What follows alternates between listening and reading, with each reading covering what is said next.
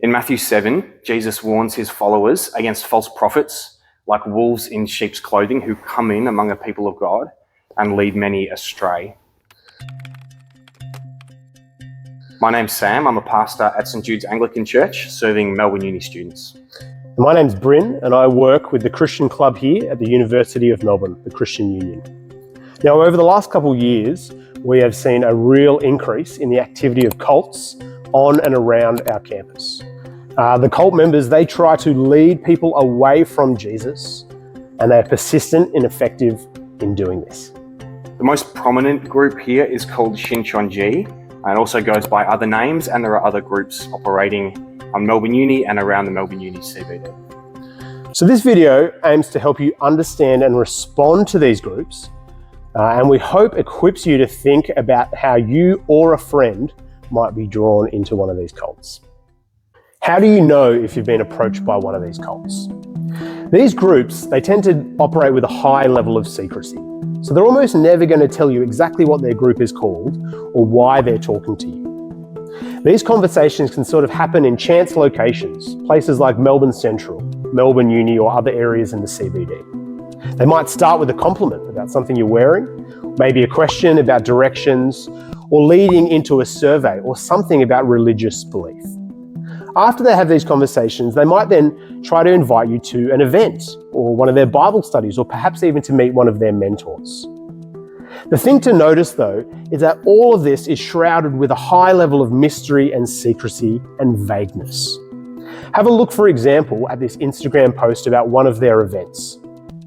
Note how vague the event is. It simply advertises including DIY arts, fun activities, and friends.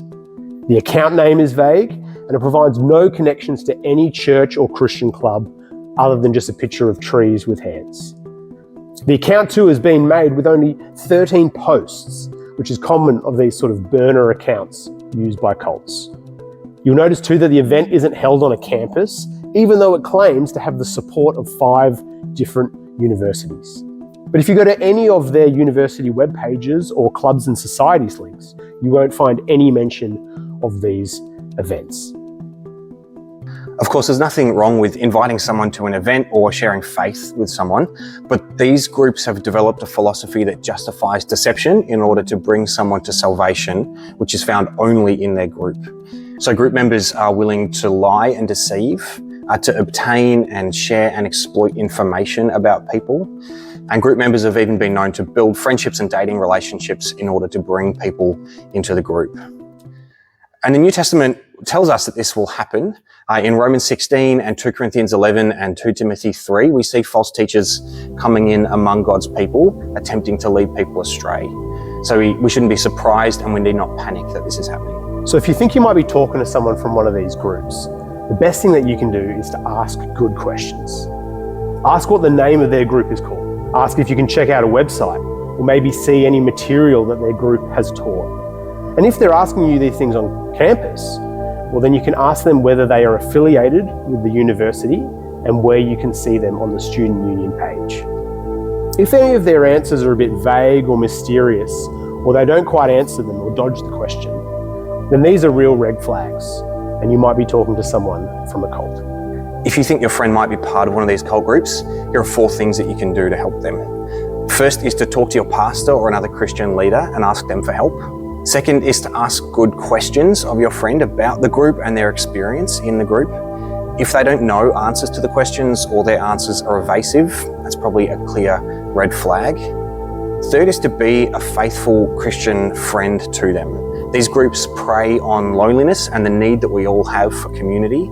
So be a good friend and help them to be strengthened by strong Christian community. And fourth is to pray for them. No cult group or leader is stronger than the God of the universe. So as we pray to him, we trust that he hears us, and as our good Father loves to answer our prayers. There'll be some people watching this who've become part of a group that matches a lot of what we've described here. If that's you, please know that it is never too late to leave. God will never give up on you, and his people will never give up on you. If that's you, here are a few things that you might do. Read up on the group that you're part of. They'll discourage you from doing this, but they have no reason to do so if they have nothing to hide. There are lots of podcasts, Reddit threads, news articles, and blogs from people who have stepped out of Shincheonji and other groups and who have found freedom in doing so. Don't stop going to church. If they haven't done so yet, then the group which you're part of will eventually ask you to stop attending other churches or Christian groups, unless you're going there to recruit. God's church is wide and diverse and rich, and that's wonderful. Talk to someone. Whether you've only had initial contact with a cult member or gone to one of their events or been attending for a while, if you are starting to feel suspicious about the group, then it can be really helpful to talk to someone.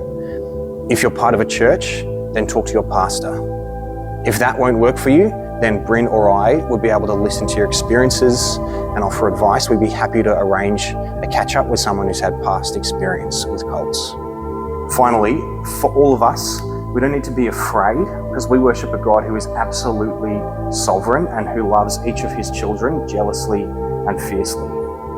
Now, we do need to be alert about the dangers of groups like Shincheonji and other cults, but we don't need to fear them. God has promised that he will build his church and that the gates of hell will not prevail against it. Jesus himself says to his church, I have told you these things so that in me you may have peace.